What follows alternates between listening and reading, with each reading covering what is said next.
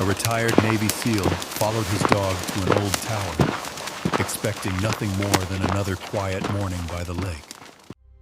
But the moment his dog refused to leave, he knew something beneath that ground was terribly wrong. What they uncovered was not just a hidden body, but a secret the town had buried for nearly 40 years. The deeper he searched, the clearer it became that someone had worked very hard to erase the truth, and the closer he got, the more he was forced to face a guilt he had carried for years.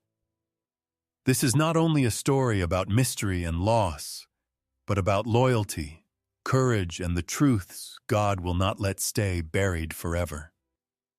Where are you watching from? And how did this story make you feel? Please like and subscribe to help us reach 1,000 subscribers so we can keep bringing you more powerful stories. September arrived at Brightwater Lake with a kind of polished mercy, the sort that made the whole North Country look washed clean and forgiven. Morning light spread across the water in long silver bands, and the lake held the sky so perfectly it seemed less like water than a second world laid flat beneath the first. Pines stood dark and still beyond the shoreline. Birch trunks flashed white between them. The air carried that early autumn chill that made every breath feel a little sharper, a little more honest. Ronan Vale rode toward the eastern dock in silence. He was 62 now, though distance made him look younger, and stillness made him look older. Up close, the years had written themselves into him in subtle cuts rather than softening. A square jaw, clean-shaven and hard-set. Clear cheekbones beneath skin light in tone but roughened by cold wind and northern weather. Dark brown hair cut in a military style, a little longer than regulation. Enough to remind people that discipline had stayed with him even after the uniforms had not. He stood just over 6 feet tall, his body lean and compact, the kind of strength that did not advertise itself. Nothing about him sagged. Nothing about him relaxed all the way. His gray-blue eyes had the watchfulness of a man who still noticed exits, distances, weaknesses in structures, moods in voices. He wore the same old clothes he wore for nearly everything. A faded olive-gray tactical combat shirt, softened by years of washing and weather, frayed lightly at the cuffs and shoulders. Earth-brown combat pants with worn knees and slightly drooping cargo pockets. Old military work boots, and a weathered military watch that had outlived better machines than most men would ever own. When the boat bumped the dock, Mercy leaped out first. The German Shepherd was a female, 4, maybe 5 years old, with a yellow and black coat marked by a deep, dark saddle across her back. Her muzzle was darker than the rest of her face, and her amber-brown eyes always seemed lit from inside by some private calculation. She was not a glossy show dog, not polished or pampered. Her fur was thick, practical, suited to cold mornings and wet timber. A worn dark brown leather collar sat around her neck, with a small metal tag that caught the light whenever she moved. She moved now with easy strength, shaking lake water from her coat in a glittering spray before trotting ahead along the dock, tail level, ears high, every line of her body alert but not restless. Ronan tied the boat, lifted the small tackle box, and followed. The trail from the dock climbed through a fringe of grass and low brush toward the rise above the lake. From there, Brightwater Point opened wide.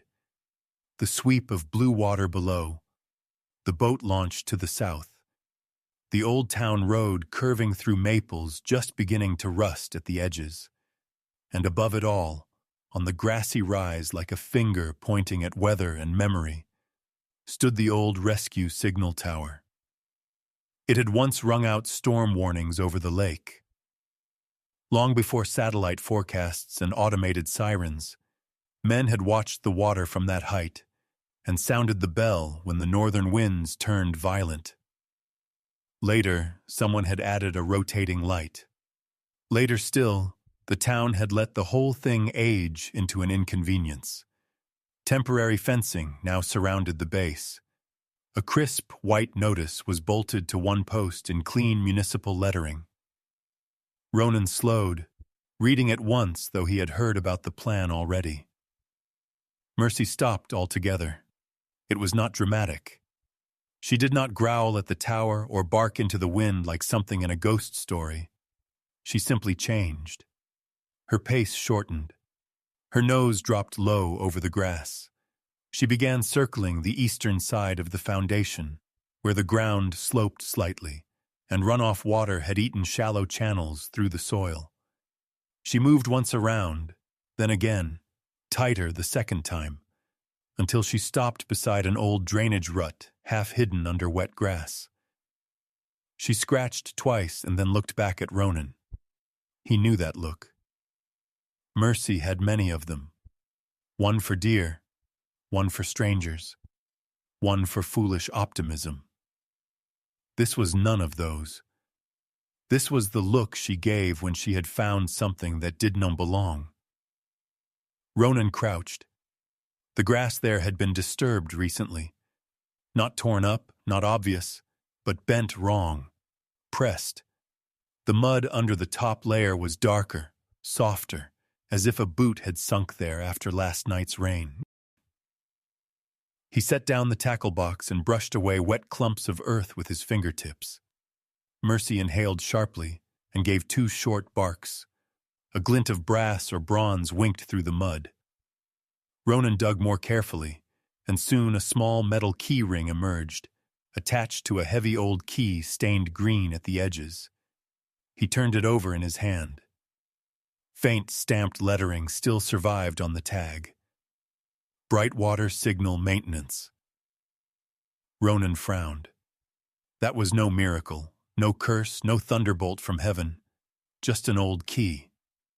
But it had no business being half buried in fresh, disturbed mud beside a tower whose utility access had, according to town gossip, been sealed and logged last month. Mercy sniffed the hole again, then the key, then the air, ears twitching. "Yeah," Ronan muttered. "I know." He slipped the key into his pocket. For a moment he looked up at the tower.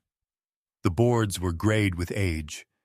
The metal braces showed patches of rust. The whole thing leaned, not dramatically, but enough that an engineer would notice and a cautious man would remember. In the bright morning, it looked almost embarrassed, like an old veteran forced to stand in public while younger people discussed whether it was still useful. Ronan understood that feeling better than he liked. By mid-morning, he was at June Talcott's bakery near the launch road, a warm little place that always smelled like cinnamon, butter, and the kind of cheer that had to be kneaded daily or it would go stale. A bell jingled over the door as he stepped in. June Talcott looked up from behind the counter and grinned. She was 63, broad in the shoulders and a little rounded at the hips, with the healthy sturdiness of a woman who had spent half her life lifting flour sacks and coffee urns without complaint. Her hair, a mix of faded blonde and silver, brushed her shoulders in soft waves that never quite obeyed pins. Her cheeks were pink from oven heat and northern air. Her eyes were bright and quick, and her smile always carried a touch of mischief, as though she privately believed the world would improve if more people were lightly roasted before breakfast. "Well," she said, setting down a tray, "if it isn't Brightwater's favorite human storm cloud."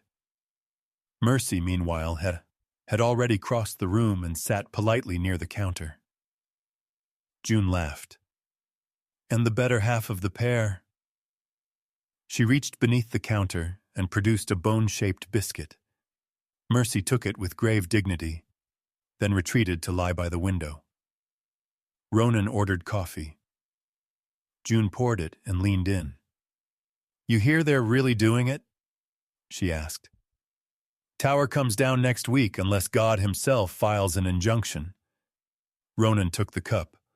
So I hear. June's mouth tilted. Celia Harrow says the point's going to become the prettiest sunset stop in the county. Benches, railings, nice signs. Somewhere tourists can stand with paper cups and act moved. Ronan said nothing. June lowered her voice and glanced toward the window, though there was no one there to overhear.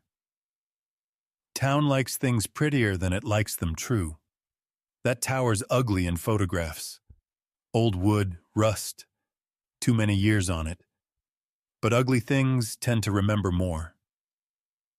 Ronan looked at her over the rim of his cup. June noticed. Don't give me that look. I run a bakery, not a seance. I'm just saying people here prefer postcards to history. That stayed with him longer than the coffee did. On the walk back, Mercy suddenly stopped in the road and turned, not toward the lake but back toward the hill where the tower stood. She did not bark. She stared so intently that Ronan followed her line of sight. Nothing moved up there. Only the white demolition notice, bright as a bandage in the sun.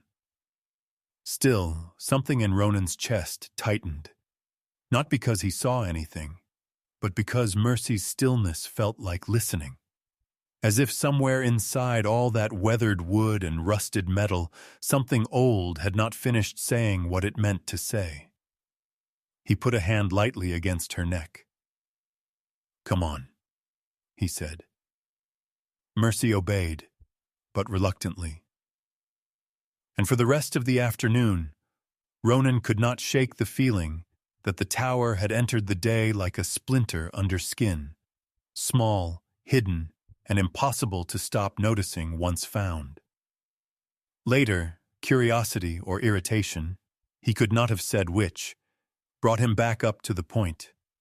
The sun had drifted westward by then, turning the lake a deeper, colder blue.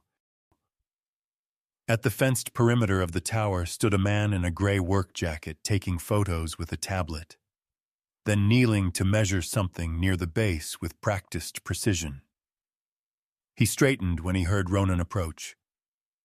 Nolan Pierce looked about 40, maybe a little past it, with the clean, tired face of a man who lived among measurements, deadlines, and consequences. He was around 6 feet tall, lean but not athletic, his frame more field engineer than laborer. His light brown hair was cut neatly short. He was clean-shaven, with a long face, a broad brow, and pale blue eyes that narrowed slightly when he concentrated, as though the world was full of tolerances most people failed to respect. He wore weatherproof work pants, steel-toed boots, and a charcoal field jacket over a blue-gray flannel shirt. "You local?" Nolan asked. Ronan nodded once. "Close enough." "Nolan Pierce." He held out a hand, then glanced at Mercy. "She friendly?" "When she feels generous." Nolan smiled faintly and withdrew his hand before offering it. "Smart enough." "I'm doing the structural review before demolition," he said. "Or the final review, I guess." Ronan looked at the tower. "That bad?" Nolan exhaled through his nose and glanced upward as if mentally stripping the structure bare. Eastern foundations undermined. North wind bracing is compromised. Timber base plates have more rot than the town's paperwork admitted. First hard blow in late October, and this thing could shift fast. He said it without arrogance. That, more than certainty, made him credible. "Could be repaired?" Ronan asked. Nolan gave the question the respect of a pause. "Everything can be repaired if someone has enough money, enough time, and enough appetite for risk. But as it stands, demolition's the reasonable call." Reasonable. Ronan had heard that word used over bodies before. He didn't argue. He simply stepped closer to the fence and looked down toward the eastern side. Mercy had moved ahead again. She stood exactly where she had that morning, nose pressed near the crack where stone met the drainage channel. Her tail had gone still. Ronan knew enough of dogs, and of her in particular, to understand the distinction. This was not playful interest. She was sorting scent, not old rot, not just wet earth, something metallic. Shut in. Human once, perhaps, or recently enough that the place still held a trace of it. Nolan noticed her attention. She onto something? Maybe. Ronan kept his eyes on Mercy. You been down below? There's supposed to be an old utility access somewhere under the base, Nolan said. Town claims it was sealed decades ago. Haven't seen the hatch yet. Might be buried, might be collapsed. Ronan said, Supposed to be? Nolan shrugged one shoulder. Half these old municipal structures are held together by rumor and coffee-stained plans. That, too, sounded true. By the time Ronan returned to the cabin, evening had settled in soft and blue around the lake. He made a simple dinner. Mercy ate, then curled near the stove, though every so often her ears flicked toward the dark window. Ronan sat under the hanging kitchen lamp, with the old key ring on the table before him. He cleaned it slowly with a cloth and the edge of his thumbnail. The stamped words came clearer. The metal beneath the grime had once been well made. Not decorative. Functional. Built to last. When he turned it over, something caught the light. A line too fine to be factory work. He leaned closer. A tiny hand-cut inscription, almost hidden in the scratches. Not part of the original stamp. Personal. Deliberate. Ronan sat back. Outside, the pines stood motionless in the dark, like tall witnesses refusing to interfere. Inside, the lamp hummed softly. Mercy lifted her head and looked at him. He did not know who J.C. was. He did know, with the quiet certainty that arrives before proof, that this had stopped being a simple story about a dangerous old tower. He turned the key once more in his fingers, feeling its old weight. Then he set it beside his watch and looked toward the black outline of Brightwater Point beyond the window. Somewhere out there stood a structure the town had already decided to erase, and somewhere inside or beneath that decision, something had been left behind. The next morning, just after sunrise, the phone on Ronan's kitchen wall rang. Dahlia Wren from the library did not waste words. Ronan, she said, her voice calm but thinner than usual. The archive record says the technical storage room beneath the tower was sealed permanently in the fall of 1978. And then she stopped speaking, as though the year itself had opened a door she was no longer sure anyone should walk through. The next morning arrived pale and cool, with a thin veil of mist lying low over Brightwater Lake, like breath that had not yet decided whether to stay or disappear. Ronan left the cabin early, the bronze maintenance key in his pocket, and Mercy moving at his side with that steady, ground-eating stride of hers. She did not pull today. She did not circle or insist. But every so often she lifted her head toward the ridge where the old signal tower stood. And each time Ronan felt the same small tightening behind his ribs. He had learned long ago that dread rarely came as thunder. Usually it arrived like this, quiet, practical, dressed in daylight. The Brightwater Public Library sat on Main Street in a red brick building that had once been a bank and still looked slightly surprised to be full of books. Dahlia Wren was already inside when Ronan arrived. She unlocked the side door before he could knock twice. Dahlia was 60, narrow-shouldered and graceful in the absent-minded way of people who live more in ideas than in mirrors.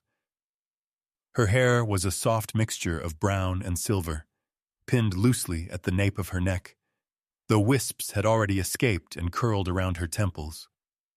She wore thin-rimmed glasses and a long gray cardigan over a dusty blue blouse, and there was something in her face, something high-browed, inward, quietly alert, that made even small movements seem thoughtful. Her eyes were dark and warm, but not soft.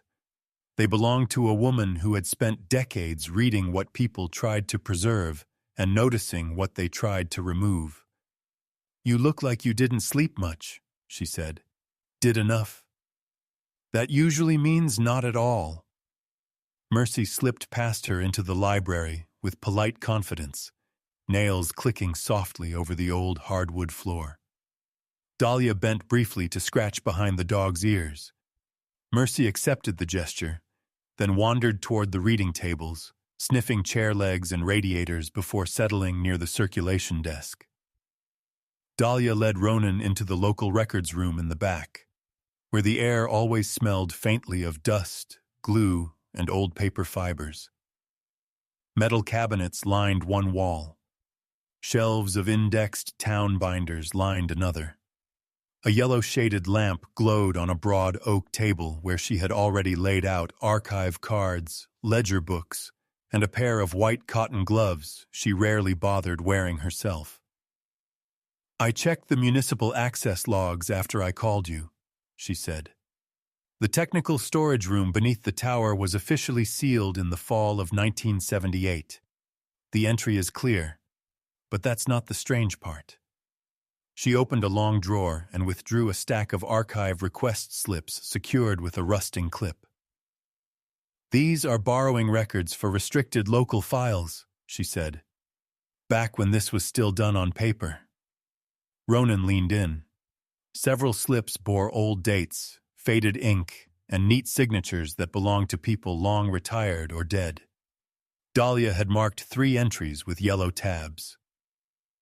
"Storm Foundation Inspection Report, October 1978, she said, tapping the first.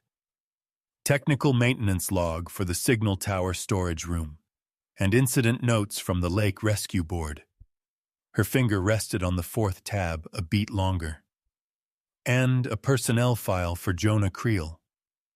Ronan glanced up. "J.C. That's what I thought." He reached into his pocket and set the bronze key on the table between them. In the yellow light, it looked older than it had the night before, as if it had spent the dark hours remembering where it came from. Dahlia lifted it carefully. Jonah Creel was the signal tower caretaker and maintenance man in the late 70s. Not a town official exactly, more of a practical hire. He kept the bell system working, checked the lamp housing, cleaned the storage room, dealt with wind damage, things like that. What happened to him? The librarian's mouth tightened. "Officially, he left town after the October storm. Unofficially," she looked down at the request slips, "he disappears from the public record at the same time Elias Harrow does." At the name, Mercy's ears lifted. Ronan noticed. Dahlia did too, though she said nothing for a moment. Then she continued more quietly. Elias Harrow was Celia Harrow's older brother. His disappearance overshadowed everything else that year. If Jonah Creel vanished too, no one would have paid much attention. Not in a town trying to survive scandal and grief at the same time. Ronan looked again at the slips. They had all been checked out decades earlier. None had proper return signatures. "So who pulled them?" he asked. Dahlia turned one card toward him. "Someone from the municipal office. Back then, the archive access system was loose. Council members, board officers, select administrators." She paused. Enough room for a file to go missing on purpose and still sound like an accident. Ronan said nothing. He felt the first pattern lines drawing together in his mind. Not a full picture yet, just threads crossing in the dark. Dahlia must have seen it in his face because her voice softened. "I know that look." "What look?" The one that says you've stopped asking whether something is wrong and started asking how many parts of it are wrong. Ronan gave the faintest hint of a smile. You always this cheerful before 9? Only when history starts behaving badly. She moved to another cabinet and pulled out a binder of newspaper clippings. Most were local features: fishing tournaments, church suppers, school bond votes, winter fairs. But between them were columns from the autumn of 1978. Search efforts, weather reports, editorials about bravery and civic duty, a smiling black and white photo of a much younger Harrow family at some ribbon cutting by the lakeside. Elias Harrow stood in the back of the picture, broad-shouldered, handsome in a clean-cut way, one hand on his sister's shoulder. Celia, maybe 20 or so, stood beside him. Even in grainy print there was something composed about her face, as if control had come to her early or been demanded of her too often. Ronan studied the picture. Power was rarely loud in small towns. More often, it looked like family. The open council meeting that afternoon was held in the old municipal hall, a room with high windows, folding chairs, and the weary smell of varnish, paper, and overheated coffee. The town had turned out in moderate numbers. Not enough for panic, enough for interest. People came to these things the way they came to weather changes, to see whether they themselves were going to be touched by them. Celia Harrow stood near the front before the meeting began, speaking with donors and committee members in a voice pitched low enough to feel civilized. She was 58 and still striking in a way that had nothing to do with softness. Tall for a woman, poised, her posture perfectly held. Her chestnut hair, shot through with discreet silver, rested just above her shoulders in smooth, controlled lines. She wore a navy coat over a cream turtleneck, dark tailored trousers, leather gloves tucked neatly in one hand. Her face was elegant rather than pretty. High cheekbones, fine mouth, intelligent gray-brown eyes that missed very little and revealed even less. Ronan had seen women like her before, not socially, but operationally. People who had learned to survive long years by letting control become indistinguishable from grace. When the meeting opened, Celia moved to the podium and thanked the room for coming. Her voice was measured, calm, almost soothing. She spoke of public safety, deferred maintenance, liability. The grant funding attached to the new scenic overlook. She spoke the language institutions used when they wanted sorrow flattened into process. Then Nolan Pierce gave his report. He stood in the second row first, then moved forward when called, tablet in hand, jacket zipped halfway, hair still carrying the wind from outside. If Celia's composure was inherited, Nolan's was built. He spoke like a man who distrusted any sentence he couldn't support with physical evidence. The current condition of the signal tower presents structural concerns, he said. The eastern base shows undermining. The northern wind wall has advanced corrosion. Several of the timber-bearing elements are compromised. In its present state, the structure is not reliable through another storm season. Not theatrical, not cold, just clean.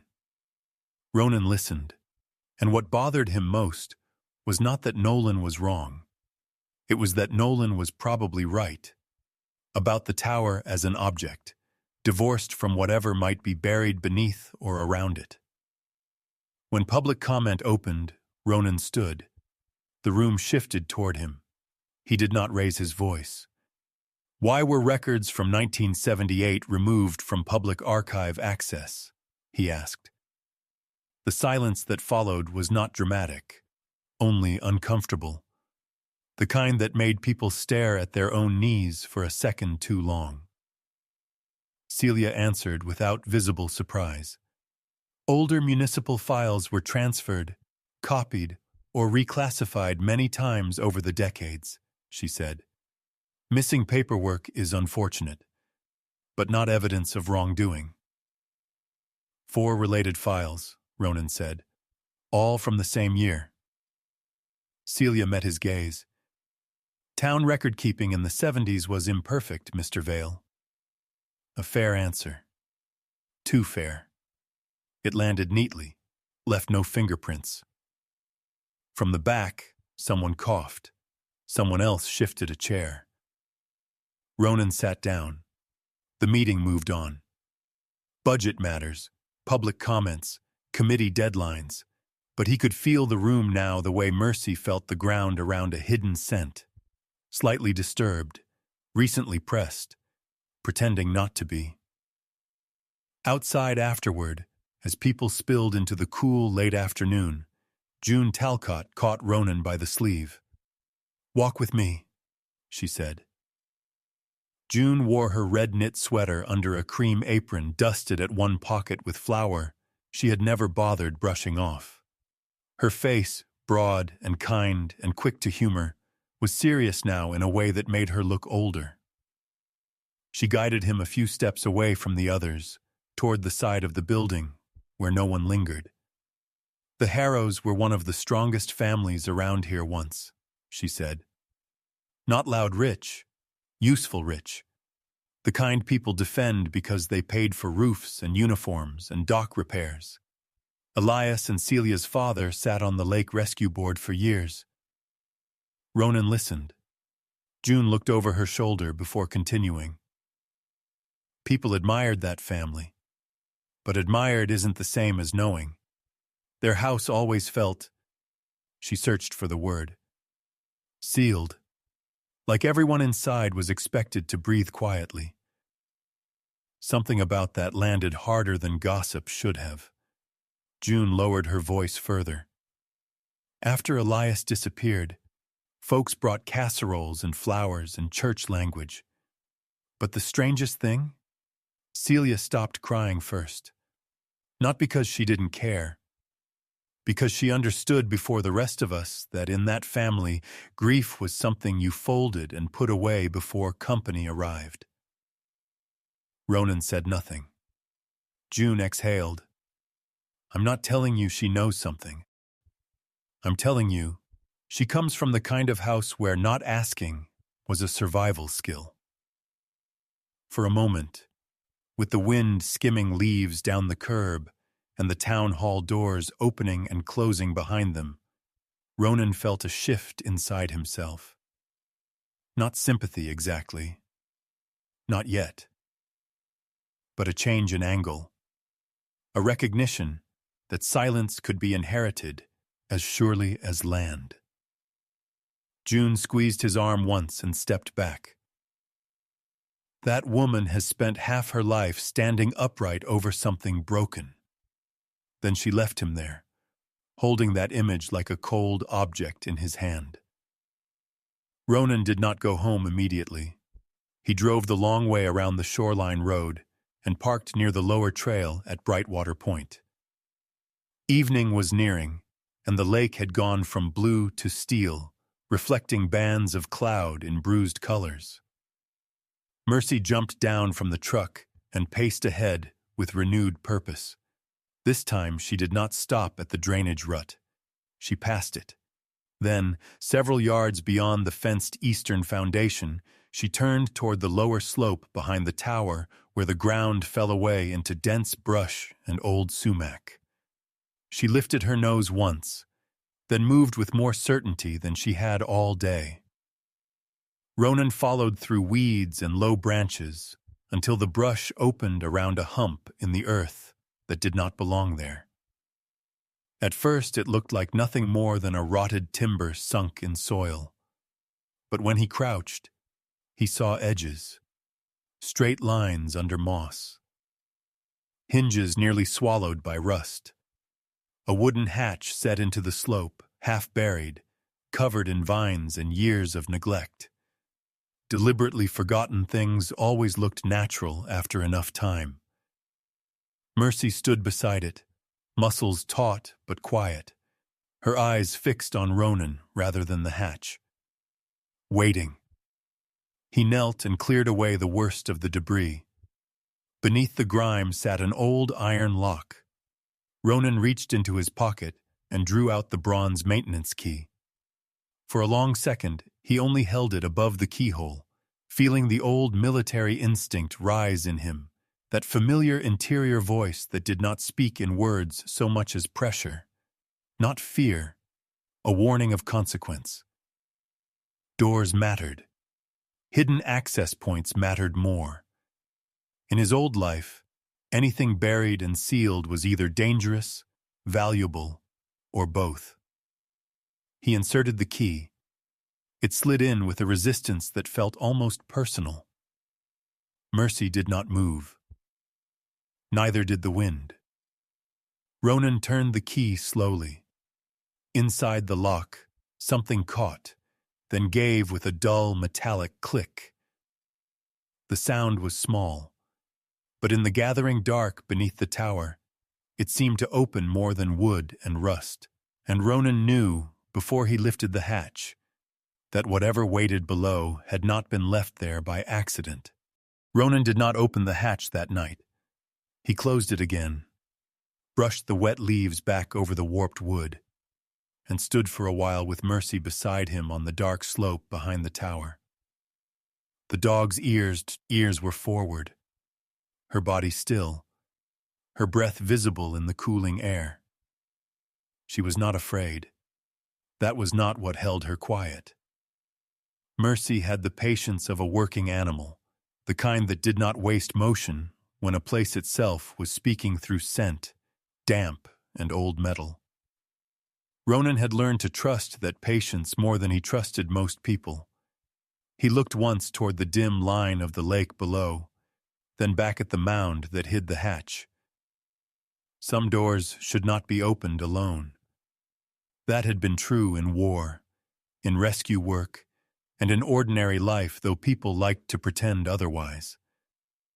By the time he and Mercy returned to the cabin, the moon had risen over Brightwater like a coin rubbed pale with age. Ronan made coffee instead of sleep. Around midnight, he called Dahlia Wren and left a message. At 6 the next morning, before the fog had fully lifted, he called Nolan Pierce. Nolan answered on the 4th ring, voice rough with sleep and restraint. "This better be good." "There's an access hatch behind the tower," Ronan said. "It opens." There was a silence on the line, then the faint rustle of a hand moving over tired eyes. "I'll be there in 40 minutes. The morning came cold and windless. Light gathered slowly through the birches and over the lake, turning everything silver before it turned gold. Dahlia arrived first in her old green station wagon, stepping out wrapped in a long charcoal coat over her gray cardigan, her silver-brown hair pinned up more firmly than usual, as if she needed order before she walked into uncertainty. She carried a canvas satchel with a flashlight, a notebook, 2 pencils, and the grave expression of a woman who had spent her life among records and knew how often missing paper meant missing mercy. Nolan came next in a county truck dusted with road salt left over from another season. He looked less composed than he had at the council meeting. His light brown hair had been combed with efficiency rather than care, and there were purple crescents beneath his pale blue eyes. He wore the same charcoal field jacket, work pants, and steel-toed boots, but today there was an added stiffness to him. Not arrogance, not exactly fear, but the tension of a man stepping toward something he could not yet classify. "What exactly are we opening?" he asked as he joined them by the brush. "A space the town forgot," Dahlia said. Nolan gave her a glance. "That's not a structural term." "No," she replied, "but it often becomes one." Mercy stood between them for a moment. Yellow-black coat dark along the back where the dew had touched it. amber eyes moving from one face to the next. Then she turned and led them through the low brush to the hidden slope behind the tower. Ronan cleared away the vines he had placed back over the hatch the night before. The warped wood showed its age now in full light, soft in places, split along one hinge, stained black by years of damp. Nolan crouched immediately and examined the frame, the angle of the set, the depression in the ground. "This isn't just a service cover," he said quietly. "This was built into the grade. Someone expected access here." Ronan said nothing. He slid in the bronze key and worked the lock again. It resisted, then yielded with a heavier turn than before. Together he and Nolan pulled the hatch upward. It came open with a groan of swollen timber and corroded iron. A breath of cold air rose from below. Not fresh cold, trapped cold. The kind that had sat for years in earth and stone and wet wood, holding the smell of rust, groundwater, oil, and old neglect. Mercy did not rush in. She stopped at the top step and lowered her head, drawing in the scent in long, careful pulls. Then she glanced back at Ronan, as if asking whether he really meant to take the day where it was already leaning. He gave a small nod. "All right, girl." She descended first, but slowly, one measured step at a time. The stairway was narrow and steep, timber-sided, reinforced long ago with metal straps now furred with rust. Ronan followed with a flashlight in one hand and one palm on the wall. Nolan came behind him, muttering under his breath about moisture damage and load transfer. Dahlia remained careful but steady, her breath quiet, her notebook tucked against her chest, like a shield made of paper. At the bottom, the beam of Ronan's light opened a long, low room beneath the tower. It was not a dungeon, not a secret chamber designed for melodrama. It was exactly what an old lakeside signal station might once have needed, a technical room.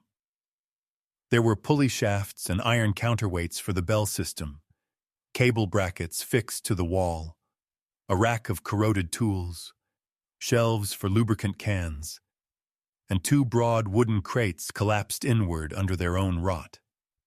Along the north side, pipes and braces vanished into the stone foundation. Along the east wall, timber posts stood half-stained by mineral trails where water had found its own patient route downward. Nothing in the room was supernatural. Yet the place carried the sadness of something that had once mattered every day and had later been cut away from memory like a diseased branch no one wanted to admit had belonged to the tree. Dahlia turned slowly, light trembling slightly in her hand. "This was maintained," she murmured, "for years." "Not recently," Nolan said. He crouched by one of the eastern support beams, ran gloved fingers along the stone, then along a narrow groove in the soil where water still threaded through. His jaw tightened. "Damn." Ronan looked over. "What?" Nolan pointed with his flashlight. "There's active washout under this edge. Not dramatic yet, but enough. Water's undermining the base from below." He stood and moved farther along, shining the light deeper beneath the foundation. If someone brought heavy demolition equipment up there without understanding this cavity, vibration could shift load unevenly. You wouldn't need a full collapse, just one localized failure, one bad transfer point. He let the sentence hang. For the first time since Ronan had met him, Nolan's voice held something other than professional distance. Not panic. Respect. Mercy had crossed to the far end of the room and stopped beside the stacked crates. Her back stiffened. She sniffed low, then higher, then gave a short, uneasy exhale. Ronan joined her and moved one crate aside. Behind it stood a rough partition wall made from old boards nailed together after the room had originally been built. Not architectural, improvised. He tested one edge. The wood shifted. Nolan, the engineer, came over. Together they eased two of the planks loose. Behind them was a narrow alcove just large enough for a man to sit or lie curled against the wall. A winter shelter, perhaps, for technicians waiting out bad weather. Or something that had once been harmless and later used for another purpose. A single iron anchor ring had been bolted into the masonry near knee height. It was no shackle and had not been designed as one. But the surface of the metal was worn bright in one section, as if something harder had once rubbed against it repeatedly. Dahlia did not speak for a moment. Then, very quietly, "Someone adapted this." Mercy took one step into the threshold and froze. Her ears rose, the fur along her shoulders lifted, not dramatically, just enough for Ronan to see it. Then she backed out on her own. Ronan knelt and touched the packed dirt floor. The smell was old, layered, water, oxidized metal, mold. But beneath it there was another note, weaker yet distinct, like a thread of human presence trapped in the grain of the place. And mixed strangely with the old odor was something newer. Tobacco. Not fresh from a lit cigarette, but recent enough that no one could blame it on 1978. He looked up sharply. "Nolan, someone's been down here." Nolan's expression hardened. "Recently?" "Not yesterday," Ronan said. "But not 50 years ago either." Dahlia stepped back from the alcove as if giving it room to remain what it was. "Then someone knew this room existed." "Or remembered," Ronan said. As they searched the shelves near the tool rack, Mercy suddenly left the alcove and moved to the base of the bell mechanism. She lifted herself onto her hind legs, front paws resting lightly against a brace, nose stretched toward a dark ledge above eye level. Ronan shone the light where she pointed. For a second, the beam caught only grease-black metal and dust. Then something pale emerged from shadow, a folded scrap of cloth wedged behind the brace. He reached up and pulled it free. It was a handkerchief or pocket rag once white, now yellowed and stiff at the creases. In one corner, embroidered faintly in blue thread, were the letters J.C. No one spoke. The little cloth was almost nothing. Not proof, not explanation, not even evidence in any official sense. But in that dim underground room, with Mercy staring up as if she had pulled a voice out of stone, it felt intimate in a way the key had not. As though Jonah Creel had once stood here, breathing, wiping grease from his hands, expecting another ordinary day beneath the tower. And for one fragile moment, the place stopped feeling abandoned and started feeling interrupted. They found the maintenance ledger half swollen beneath a collapsed shelf. Nolan freed it carefully, while Dahlia laid out pages of clean paper on an overturned crate. The book had taken water at some point, then dried badly. Several pages fused together. Others came apart in flakes at the corners. Most of what remained was mundane and therefore precious. Entries for grease on the bell shaft, replacements for frayed cable, wind inspections, notes about lamp glass and loose bolts. The signature at the bottom of many pages was the same. Jonah Creel. In the earlier entries, the handwriting was round and practical. Later, it changed, shorter, tighter, hurried. Ronan read aloud from one of the last legible lines. Waterline changed under east footing. Need to check after rain. Another entry. Later. Storage latch tampered with.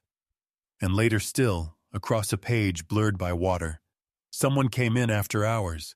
Said board business. Didn't sign in. Not right. Dahlia closed her eyes briefly. He knew something was wrong. Nolan stayed near the east wall longer than the ledger. He crouched, measuring distances with his flashlight, studying where the water had carved into soil, and where old reinforcement met newer patchwork no one had recorded in current town plans. When he straightened, he seemed older than he had that morning. "I was wrong about one thing," he said. Ronan looked at him. Nolan rubbed a hand across his mouth. "I kept saying the tower needed to come down before weather did the job for us. But if we put heavy equipment on the wrong side without understanding what's beneath it, we may be the ones that trigger the damage." He looked back toward the east wall. "No one should touch that structure with machinery until I know exactly what's holding load and what isn't." It was not surrender. It was something rarer in a man like him. Revision. They continued searching, slower now, as if the room had earned that much. Dahlia logged what they found. Ronan checked the partition and alcove again without touching too much. Mercy paced the perimeter, pausing at corners, returning twice to the stair. Then, just as Ronan was about to suggest they leave, Mercy gave a low, warning sound in her throat and swung toward the entrance. Ronan followed her gaze. Near the bottom step, where damp soil remained soft under the first riser, a print showed clearly in the flashlight beam. A boot tread. Sharp-edged. Not fossil old. Not theirs. Nolan bent down. "That wasn't made today." "No," Ronan said. "But it wasn't made in the 70s either." The room seemed to shrink around them. The old ledger, the hidden alcove, the cloth, the tampered latch, those belonged to history. The boot print did not. That belonged to someone still walking. No one suggested staying longer. They sealed the hatch as best they could when they emerged, though Ronan knew now that concealment was theater. The place had already been found before them by someone with enough reason to return and enough caution not to leave much behind. The day had gone hard and bright by afternoon, the lake glittering below as if it knew nothing of hidden rooms or worn anchor rings. Dahlia drove back to the library with the ledger wrapped in plastic and tucked inside her satchel. Nolan returned to town to make calls he did not want to make.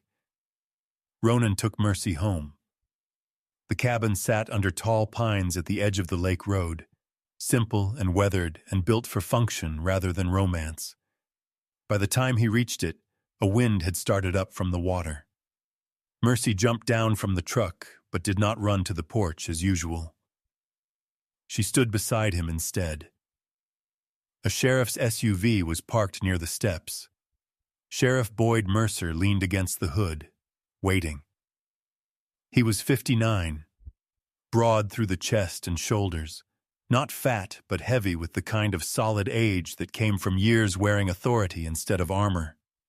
His face was square and weathered, clean-shaven, with deep lines around a controlled mouth. His hair was cut short, more salt than pepper now. He wore a brown sheriff's jacket over a tan uniform shirt, dark trousers, and duty boots planted with easy patience. His eyes were dark and unreadable. Not hostile exactly, but shaped by decades of sorting trouble into categories that could be managed. When Ronan approached, Boyd straightened. "Afternoon," the sheriff said. Ronan stopped at the foot of the steps. "You here for coffee or conversation?" "Neither," Boyd replied. "I'm here for caution." Mercy stayed close to Ronan's leg, watching the sheriff without growling. Boyd noticed her, then looked back at Ronan. His tone remained calm, too calm. "There are a few places in this town," he said, "that are better left alone, Ronan." The wind shifted through the pines. No one moved, and the warning sat there between them, quiet as a loaded thing. Sheriff Boyd Mercer did not come up Ronan's steps like a man looking for a fight. He waited near the hood of his SUV until Ronan reached the porch, then stepped aside as if giving the cabin the same respect he would have given a church or a house where someone had recently died. Mercy stayed close to Ronan's leg, head level, eyes fixed on the sheriff's hands. She was a German shepherd in the full, hard grace of middle working age, 4 or 5 years old, all yellow-black focus and contained force. She did not bare her teeth. She simply watched, and her watching had a way of making men examine their own intentions. Boyd noticed. "She always look at people like that?" he asked. "Only when she's deciding whether they're lying." A corner of Boyd's mouth moved, not quite a smile. The sheriff was 59, thick through the shoulders and chest, with the kind of sturdy weight that came from years of carrying not just a sidearm and a badge, but everybody else's bad day. He had a square face, close-cropped salt and pepper hair, deep lines around the mouth, and a pair of dark brown eyes that rarely showed much until they had already made up their mind. Clean-shaven, broad-handed, and slow in his movements, he gave the impression of a man who had spent half his life standing between panic and paperwork and had come to distrust both. "You offering coffee," Boyd said, "or are we staying official?" "I can offer," Ronan said. "You can pretend not to want it." Boyd climbed the steps. Inside, the cabin smelled of pine boards, old leather, lake water that had dried in clothes more than once, and fresh coffee from that morning reheated with mild disrespect. Ronan poured 2 mugs. Boyd refused the first time with a polite shake of the head, accepted the second without comment, and sat at the small kitchen table like a man who knew difficult conversations almost always went better when both parties had something hot in their hands. For a while neither spoke. Outside, the wind moved through the pines in long, low breaths. Mercy settled by the door, but not fully. One ear stayed turned toward the sheriff. Boyd finally said, "If you found signs of a missing person matter or tampering with municipal property, you should have called it in before climbing into that room." "Maybe," Ronan said. "That wasn't a suggestion." Ronan leaned back in his chair, old military watch dull under the kitchen light. "You here to charge me or caution me?" Boyd studied him over the mug. "I'm here because towns like this don't survive on truth alone." That was not the answer of a lawman. It was the answer of a man who had watched grief become gossip, then spectacle, then identity. He set the mug down more gently than Ronan expected. "This place," Boyd said, looking not at Ronan now but at the window over the sink. "It's small enough that every old wound is still attached to somebody alive. You stir up a storm from 48 years ago, it doesn't stay history. It becomes grandchildren hearing new versions of their grandparents. It becomes reporters. It becomes people lining up just to watch a thing break open." Ronan heard what lay beneath the words. Not just duty, fear, maybe Boyd's own, maybe the whole town's. "You think that's worse than letting it rot?" Ronan asked. Boyd breathed out through his nose. "I think some people mistake digging for healing." He rose after that. Not because the conversation was finished, but because men like him knew when another sentence would only harden what was already hard enough. At the door, he paused. "There are a few places in this town better left alone," he said again, but softer now, almost tired. Not because nothing happened there, because too much did. Then he left. Mercy remained by the door long after the SUV had gone, staring through the screen as if trying to decide whether the sheriff had come to protect something or protect someone. Ronan wasn't sure the difference mattered anymore. By noon, the sky had cleared into a bright northern blue so clean it almost looked false. June Talcott crossed Main Street carrying a white bakery box against her hip and let herself into the library's side entrance with the entitlement of a woman who believed warm food counted as civic service. Dahlia looked up from a work table stacked with microfilm printouts and archival slips. June set down the box. "You've got the face again." "What face?" "The one that says you've spent 3 hours arguing with dead paper and it's winning." Dahlia, with her silver-brown hair pinned loosely and her wire-rimmed glasses riding lower than they had that morning, gave a tired little laugh. "That is unfairly accurate." June opened the box. Cinnamon rolls, still warm. For a minute they spoke of ordinary things: the church roof, the marina taxes, a boy from town who had gotten into college in Madison. Then June's voice shifted. "I keep thinking about Celia," she said.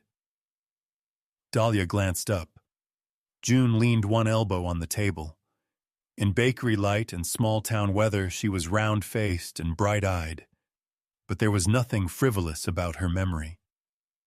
She had the sort of intelligence that came not from books, though she respected books, but from watching people over decades and understanding which versions of them were performances and which were damage. "She used to sing in the church choir," June said. "Not loud, not showy, clear voice, the kind that lifted instead of pushed. Elias was the one everybody noticed, though. Good-looking, too quick to jump into a freezing lake if someone dropped so much as a hat. He was the kind of man people built stories around while he was still alive." Dahlia folded her hands and listened. "After the storm," June went on, "Celia didn't get cruel, didn't get dramatic. She got sealed, like somebody had closed a door inside her and put furniture in front of it." "That can happen," Dahlia said. June nodded. "I'm not defending anyone. I'm saying some houses teach silence the way other houses teach prayer." The sentence hung there for a moment, heavy as old hymnals. Dahlia looked toward the back archive shelves. "Ronan thinks she knows more than she says." "She might," June replied. "But knowing and surviving what you know aren't always the same thing." Ronan saw Celia later that afternoon outside the municipal building. She was alone this time, standing near the stone steps with a file tucked beneath one arm, her navy coat buttoned against the wind, though the day was not especially cold. In sunlight, her face looked more fragile than it did indoors. Not weak, never that, but fine in the way old glass is fine. Every line elegant because it has already endured pressure. She noticed him before he reached her. "Mr. Vale," she said. "Ms. Harrow?" No one smiled. The space between them felt thin and brittle, like lake ice in the first week of winter. Ronan stopped a few feet away. Mercy sat beside him, still and observant. Celia's gaze dropped briefly to the dog, then rose again. "I heard you've been inside the old technical room." "Then you've heard faster than I expected." In a town this size, speed is the one thing rumor does well. He could have begun with accusation. Instead, he asked, "Jonah Creel was real?" "Yes." "And files were removed?" "Yes." The honesty of the answer unsettled him more than denial would have. "Why?" he asked. Celia looked past him toward the road, where a truck rolled by carrying lumber, and nobody inside it knew that the past was pressing up through local soil. When she spoke again, her voice was low and even. "Because there are some years a town survives by reducing," she said. "One storm becomes one tragedy. One disappearance becomes one accepted version. anything more than that. And people start asking who failed whom. Ronan watched her face. Did your brother really die in the lake? Her eyes shifted then, not away exactly, but inward. There are nights, she said slowly, when a story is told so many times, it stops feeling like memory and starts feeling like furniture. It holds the room together. People walk around it. They dust it. They build years on top of it. And after a while, she paused. After a while, no one can tell whether they believe it because it's true or because removing it would bring the whole house down. The words struck harder than he wanted them to. For an instant, he saw not Celia Harrow, council president, but himself years ago repeating the same sentence to superiors, to investigators, to himself. It was the correct call under the conditions. It was the correct call under the conditions. He had said it so often that sometimes he could almost believe he had chosen cleanly, not merely quickly. Mercy rose without being told and moved half a step closer to him. Celia saw the movement and seemed to understand more than he had said. I don't know everything you think I know, she said. That's not what I asked. No, she replied, and for the first time something like fatigue entered her face. It rarely is. Then she stepped past him and descended the municipal steps, leaving behind no confession, only the outline of a woman who had spent much of her life holding herself upright over an empty place. That night, Mercy woke Ronan without sound. No bark, no growl, just the press of her muzzle against his wrist and the weight of her stare in the dark. He came awake instantly, years of training turning sleep into a shallow country. The cabin lay still around them. Moonlight spread pale bars over the floorboards. Mercy stood at the bedroom doorway, body angled toward the front of the house, ears pricked. Ronan moved quietly, pulled on boots, and stepped onto the porch. The night air smelled of wet earth and pine needles. At first he saw nothing. Then, near the roadside ditch beyond the pines, a faint gleam caught in the moonlight. Fresh tire marks where a smaller truck or utility vehicle had stopped on the shoulder and then pulled away. Not delivery tracks. Not June's old van. Narrower. More recent. Mercy descended the steps and followed the scent line to the edge of the road, then stopped.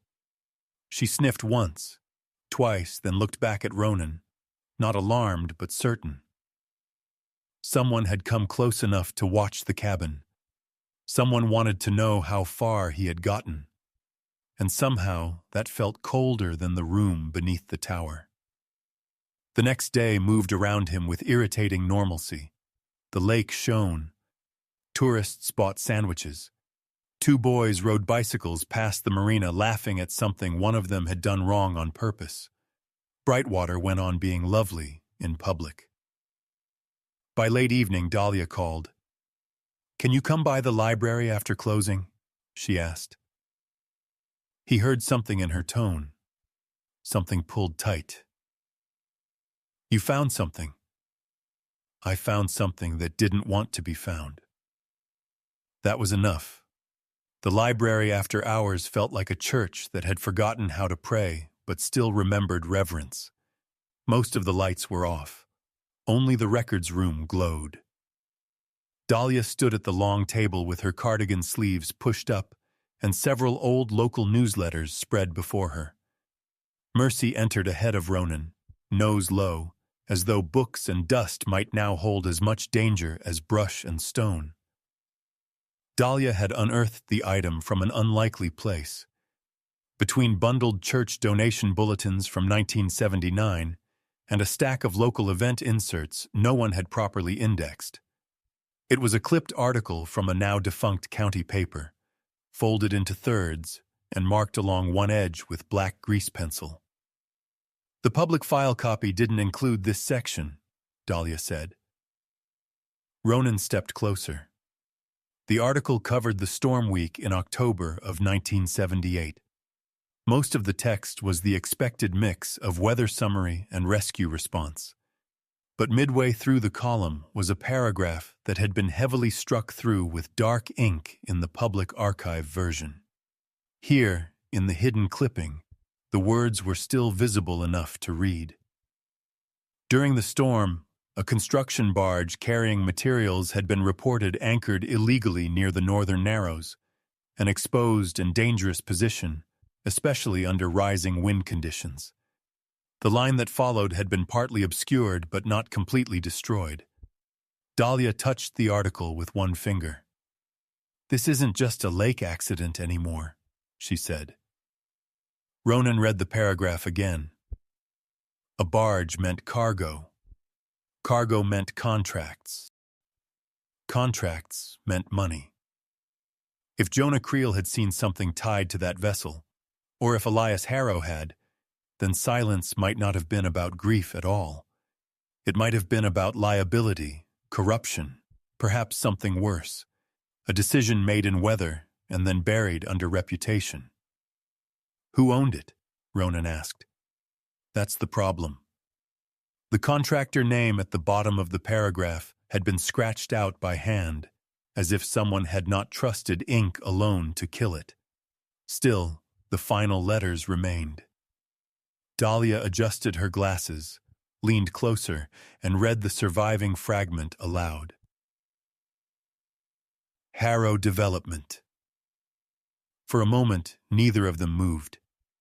Mercy, lying under the table, lifted her head and looked from one face to the other as if she could smell the shift that had just taken place.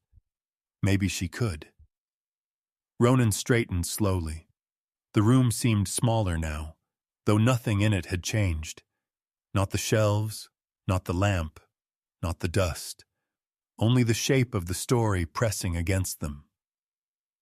If the Harrow family business had a vessel on that water the night of the storm, then Elias Harrow was no longer just a missing brother wrapped in local legend.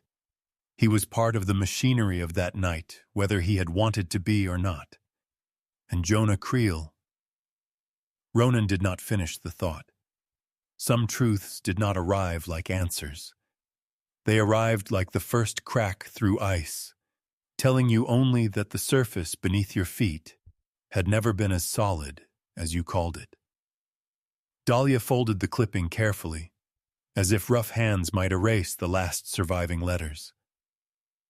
"I haven't shown this to anyone else," she said. "Good."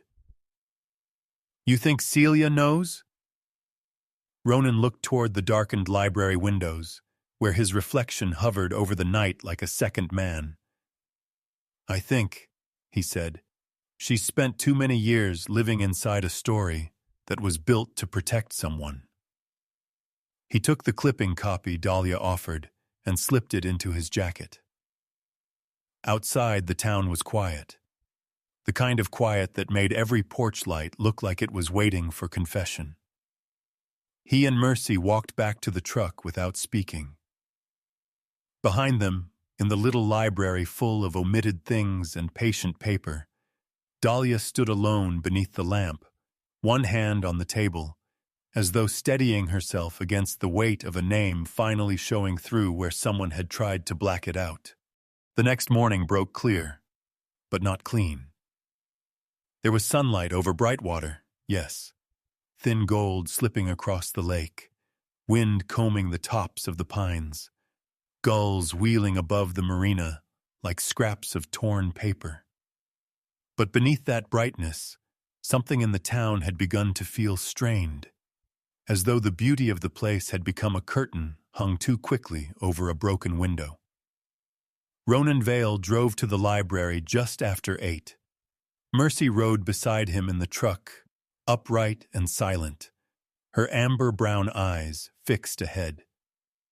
She was a German shepherd in her prime, 4 or 5 years old, yellow and black coat thick against the northern chill, dark muzzle, black saddle clean across her back, ears always poised like twin questions. She had the stillness of a creature who wasted no feeling. When she watched all the way. Inside the library, Dahlia Wren had already made a battlefield out of the long oak table in the records room. The librarian looked as if she had slept in fragments. Her silver-brown hair had been pinned up too quickly, leaving loose strands around her face, and the soft skin beneath her dark eyes carried the faint bruised tint of too much reading under too little rest. But her posture remained careful, and her hands, long, narrow, intelligent hands, were already sorting paper with the steady patience of a woman who trusted documents more than she trusted memory. Nolan Pierce arrived a few minutes later carrying a cardboard tube of old site plans and a legal pad filled with notes. He looked different now than he had the day Ronan first met him under the tower. Still lean, still clean-shaven, still all angles and field jacket practicality. But the polish had thinned. His light brown hair was wind-pressed, his eyes paler with fatigue, and something in his manner had softened into unease. Not weakness, just the discomfort of a man beginning to suspect that numbers alone had not told him the whole truth. Dahlia laid out the hidden clipping, the archive request slips, the maintenance ledger, and a photocopied map of Brightwater's North Shore from 1977. For the last 20 years, she said quietly, people have treated Elias Harrow's disappearance as an isolated tragedy, but the more we line this up, the less isolated it looks. Nolan unrolled one of the site plans and pinned the corners with reference books. The old drawing showed the Northern Narrows, an unfinished private dock line, a service road that had since been rerouted, and a marked supply point near the water. Temporary, unofficial, but unmistakably useful if a contractor wanted to move materials fast and quietly before winter set in. Ronan stood over the table with his hands braced on the wood. So, Harrow Development was moving construction material off-book, he said. Dahlia nodded. Or at least outside the clean version of the project record. Nolan tapped the map with one pencil. If a barge was anchored illegally here, in the Narrows, during a storm, it wasn't just careless. It was reckless. That section funnels wind. The currents cross. You don't park heavy cargo there unless you're trying to avoid notice or save time. Save money, Ronan said. Usually the same thing, Nolan replied. The room fell quiet for a moment. Outside the records room, someone returned a stack of children's books. A printer clicked. Somewhere in town, a bell rang on a shop door.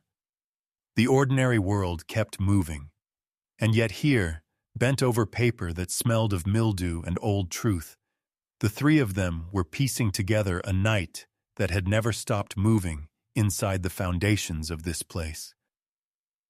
If Elias saw the barge, Dahlia said, or if Jonah Creel did, they might have known the storm was going to expose more than unsafe anchoring.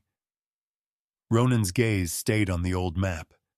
He could see it now, not in detail, but in outline. A family name heavy with local power, a dangerous shortcut taken under bad weather, a caretaker who kept records, and a son, or maybe two men, caught in the wrong place between conscience and convenience. Then this wasn't about one body lost in the water, he said. No, Dahlia replied. It may have been about a decision people couldn't afford to admit had been made. Nolan stood with his hands on his hips, looking down like a man studying the aftermath of his own blind spot. There's another problem, he said. I need to tell you something before I keep pretending I'm only here for the engineering. Ronan looked up. Nolan let out a slow breath. 8 years ago, I signed off on a warehouse retrofit near Green Bay. I didn't do the primary inspection myself. I trusted a subcontractor's report, checked the math, looked at the exterior load path, and told myself that was enough. He paused, jaw tightening. No one died. But 6 months later, stress fractures opened along the secondary frame. The whole east wall had to be rebuilt. Dahlia didn't interrupt. I was lucky, Nolan continued. Lucky enough that my mistake got called a near failure instead of a disaster. Since then, I don't trust impressions. I don't trust instinct. I trust what I can measure myself. He gave a short, humorless smile. That's why I came to Brightwater and saw one thing: a deteriorating tower that needed to come down. I looked at it like a liability first, not like a story, not like a structure someone once understood for reasons the current paperwork forgot. Ronan said nothing at first.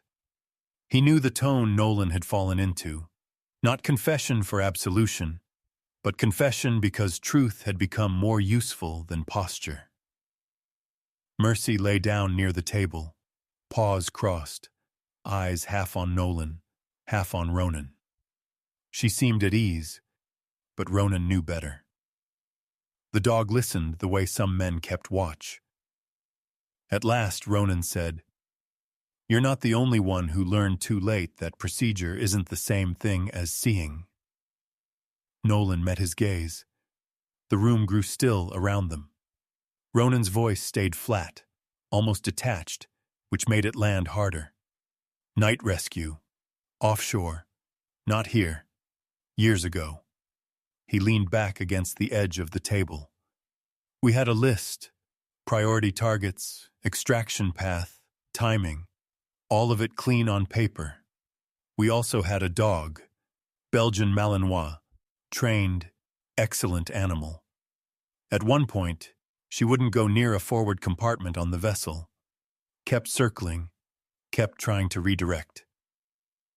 He paused only once. I followed the route we were given. Assumed the dog was reacting to noise, fuel, stress, whatever else fit the report. There was a civilian trapped in that section. We got the others out. Not him. No one spoke. Ronan looked not at them but at the far shelf where the public history binders sat in their patient rows. For a long time, he said, I kept telling the same story about that night. That I'd made the correct call under the conditions. Maybe I did. But after enough years, that sentence started sounding less like truth and more like shelter. Dahlia lowered her eyes. Nolan stared at the table. Underneath them, Mercy rose and came quietly to Ronan's side, pressing the length of her body against his leg for one brief second before settling again. No drama, no theatrical comfort, just contact. That small gesture undid something in the room more effectively than any speech could have. Later that afternoon, June Talcott found Ronan outside her bakery before he could even reach the door. June had flour on her sleeve and worry in her face.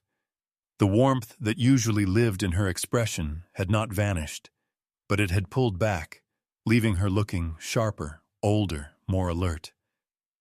At 63, she was still broad-shouldered and quick in her movements, with soft blonde gray hair and the practical beauty of someone who had spent a lifetime feeding other people through grief, gossip, weddings, funerals, and winters. I went to see Martha Bell, she said without preamble. Ronan stopped. June lowered her voice. She's been remembering again. That mattered. Martha Bell was 79 now, small and bent and bird-boned, her once quick hands thinned into knotted twigs by age. Her memory moved strangely these days, clear as glass in one moment, fogged over in the next. But when it sharpened, old things came back with dangerous precision. What did she say? Ronan asked. June glanced toward the street, then back to him. She said that night on the hill, after the storm started to break, she saw two men brought up from the direction of the water. Not one. June swallowed. One of them could still walk. The other looked hurt. She doesn't know who they were, but she's sure now there were two. For one brief instant, the whole shape of the story shifted. Not just a missing son, not just a vanished caretaker. Two men. Two fates. Maybe one witness and one victim. Maybe one rescuer and one prisoner. Maybe one who made it to the hill and one who never left it whole. Mercy, sitting at Ronan's boot, lifted her head as if she too had felt the ground change. That evening, the light over Brightwater turned soft and copper-colored. The kind of light that made old wood glow and broken things look forgiven from a distance.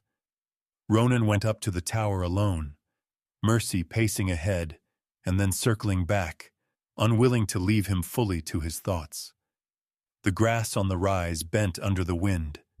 The white demolition sign still hung on the fence.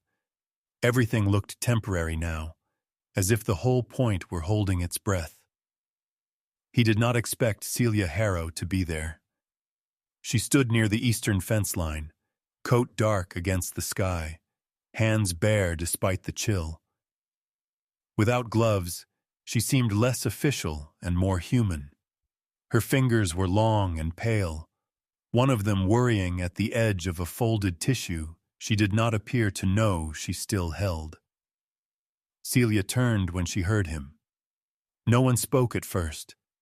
The wind moved the loose ends of her chestnut and silver hair. In the evening light, the strength of her face looked almost painful, not because it was harsh, but because it had clearly been practiced for too many years. "I came because I don't want to do this in the council hall," she said. Ronan waited. "I don't know everything," she continued. "I need you to believe that, even if you believe nothing else."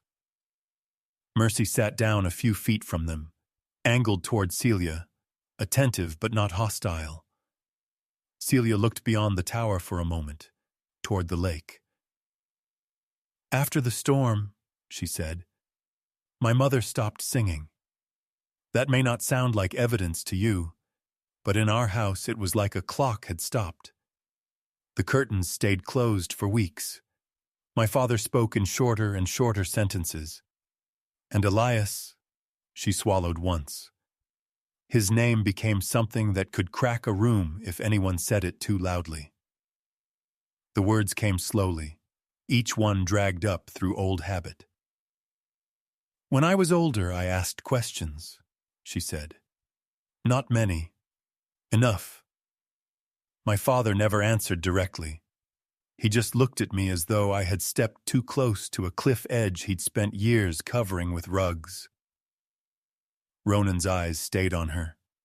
Celia laughed once, softly, without humor. "You think I'm protecting my family. Perhaps I am, but not the way you imagine. Sometimes people inherit a lie the way they inherit land. They don't build it. They just live on it until everything underneath starts to sink." That line stayed with him. She stepped closer to the fence. "If this comes open," she said, "the people who deserve exposure won't be the only ones hurt. There are widows, children, grandchildren, people who have built decent lives on a version of the past that may not survive daylight." Ronan looked at the tower, then at the dark line of earth beneath the east side where the water moved underground. When he answered, his voice was quiet enough that she had to lean slightly to hear it. "Silence doesn't keep anyone whole." Celia closed her eyes for one heartbeat. When she opened them again, they looked older. "I know," she said, but she said it like a woman who had learned that knowledge did not automatically become courage. Then she left him there with the tower, the wind, and the dog. Rain came in the night. Not a violent storm, not yet. Just a steady cold fall that darkened the road, filled the ruts, and turned the earth around Brightwater Point slick and heavy. Ronan slept in broken intervals, waking once to the drumming of water on the cabin roof, and once to Mercy lifting her head at some sound outside too distant for him to place. By dawn, the rain had slowed to a mist. The lake wore the color of hammered steel. The sky hung low. Ronan pulled on his old boots and drove to the point before breakfast. Mercy beside him, and restless now in a more focused way, as if some pressure in the land itself had shifted. He saw it before he reached the fence. The eastern ground beneath the tower had dropped. Not a collapse, not yet. But a section of soaked earth had slumped away from the foundation line, leaving a fresh, raw opening beneath the main footing where yesterday there had only been wet grass and unstable soil. Mud clung in ribbons to exposed stone. Water seeped darkly through the gap. Ronan got out of the truck fast. Mercy was already there, standing at the edge but not crossing it, her body tense and forward, looking into the newly opened hollow beneath the tower. It was deeper than the technical room, not wide, not obvious. But there, unmistakable beneath the main foundation, was another cavity, older, darker, and hidden farther in, as though the earth had been holding it shut until the rain persuaded it to loosen its grip. Ronan stood still, cold mist on his face, and felt the story drop another floor beneath his feet. He didn't step closer. Not yet. He only looked, and understood that the storm of 1978 had never finished taking what it came for. By the time the sun rose fully over Brightwater Point, the rain had gone. It left behind a morning so painfully clear it almost felt cruel. The lake shone under a hard blue sky, every ripple catching light like hammered glass. The birch leaves along the slope trembled in the breeze, yellow at the edges now, and somewhere beyond the marina a child laughed, a thin, bright sound that traveled upward into a place where no one was laughing at all. Ronan Vale stood at the fence line, staring at the exposed cavity beneath the eastern footing of the tower. He did not move closer than he had to. The opening was not large, not yet, but it had the rawness of something newly torn from concealment. Wet soil slumped around it in dark sheets. A rectangle of old void had emerged beneath the structure, deeper and cleaner in its edges than the washout from the technical room. Water still seeped down in narrow threads, glistening as it slid over stone and old timber hidden beneath the tower's main base. Mercy stood a few feet ahead of him, not at the lip, but just shy of it, body rigid and balanced. Her yellow and black coat caught the light in bands of gold and shadow. Her ears were high, her dark muzzle lifted to test the air. She did not pull forward. She did not whine. She simply looked into that opening with the tense focus of an animal that understood danger did not always rush at you. It sometimes waited below. Behind Ronan, tires crunched gravel. Nolan Pierce got out of his truck with the speed of a man who had already feared what he was driving toward. He had not shaved closely enough that morning. The faint darkening along his jaw made him look more worn, less engineered. His field jacket hung unzipped over a blue-gray flannel shirt, and his pale eyes narrowed hard the instant he saw the exposed gap. He swore once under his breath. Then the engineer in him took command. "No one crosses the temporary line," he said. "No one leans over it. No one touches the footing. I'm calling County Structural and the sheriff right now." There was no room left for interpretation in his voice. That, more than the hole itself, changed the morning. Up to this point, The story had lived in notes, suspicions, missing records, old names. Now the Earth had made a statement that did not care about anyone's version of events. This was no longer just a neglected structure with secrets. It was a potential scene. Ronan stepped back without argument. That surprised Nolan enough for them to exchange a look. "I'm not stupid," Ronan said. "I didn't say you were. You thought it." Nolan was too tired to deny it.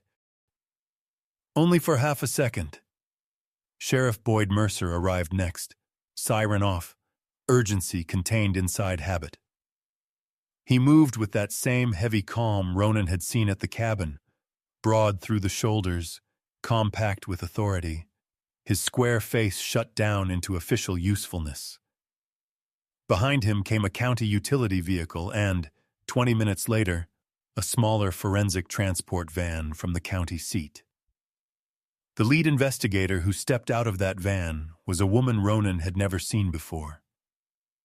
Dr. Elise Kessler was in her late 40s, lean, pale-skinned, and sharp in every line without seeming brittle. She had dark blonde hair cut just below the jaw, tucked behind one ear, and an angular face made more striking by the way she carried it, alert, controlled, entirely uninterested in other people's nervousness. She wore a tan field coat over practical dark clothes, blue nitrile gloves already tucked into one pocket, and wire-framed glasses that caught the sun when she turned toward the tower. She had the steady demeanor of someone who had spent years walking into places where silence had weight. "Who found the subsidence?" she asked. Nolan lifted a hand first.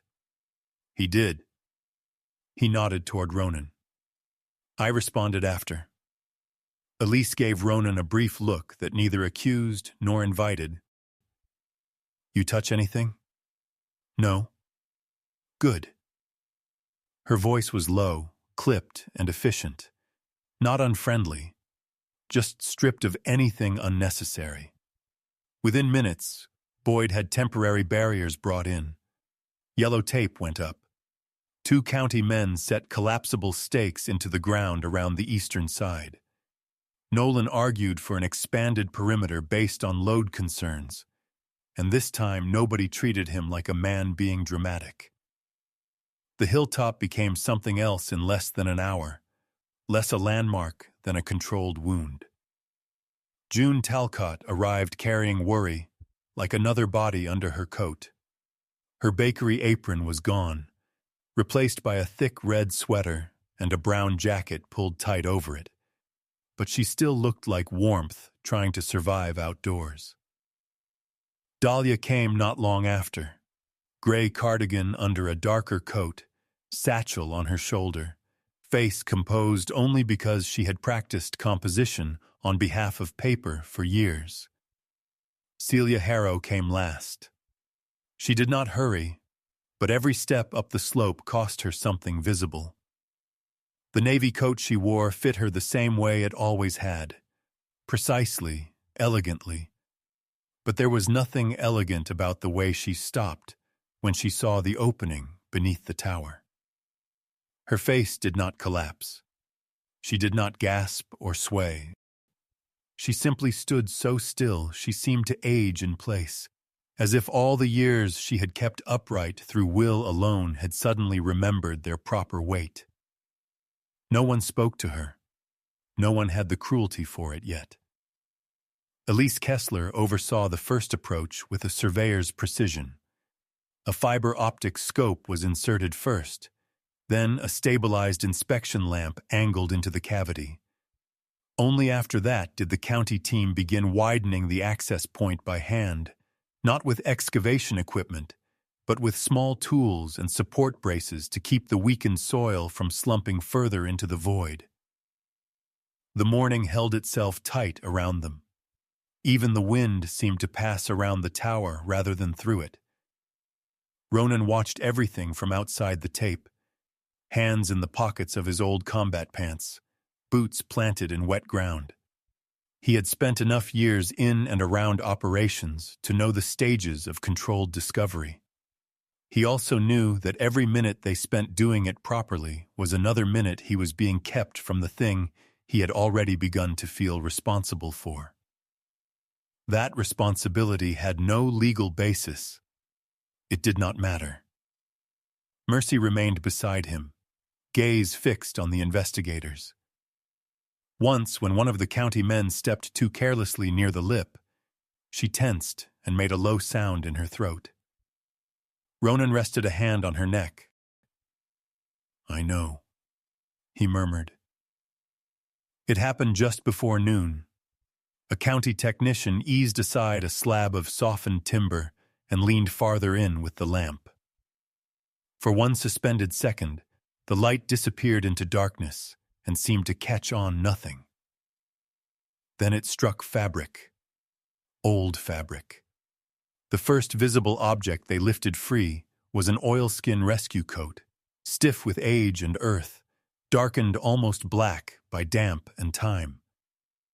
Not a jacket someone had stored neatly, but one left with the body of weather and waiting. As it emerged, a silence went through the gathered people like a shared inhalation. Then Mercy did something Ronan had never seen her do before. She sat down. Not in obedience, not because he told her. She sat facing the opening with her head slightly lowered, as if some instinct older than training had recognized the difference between danger and the dead. The gesture lasted only a few seconds, but it changed the air. Even June, standing 2 barriers back with both hands pressed over her mouth, seemed to understand that something solemn had just entered the morning. And when Mercy rose again, the hill did not feel like a place where they were searching anymore. It felt like a place where they had arrived too late. The rest came carefully. A length of old bell rope wound partly around a support post. A maintenance toolbox caked in dirt, the surface marked faintly with letters that Dahlia, from where she stood, whispered before anyone else could. J.C. No one answered her. Then at last, beneath the shifted brace and within the rectangular cavity itself, the shape every person there had feared and expected in equal measure. Human remains, not arranged, not buried with intention. Curled inward, as if the body had ended where space ran out, and the world had not come back in time. For several seconds, no one said a word. Below the hill, life persisted with maddening indifference. A boat motor started somewhere on the lake. A bicycle chain clicked on the road. The whole town remained bright and breathable while on the rise above it. People stood looking at proof that one silence had lasted almost half a century. Celia did not faint. She did not cry. But Ronan saw her shoulders shift almost imperceptibly, as though some internal brace she had leaned against for years had splintered under an invisible load. Boyd Mercer stepped farther into his role without delay.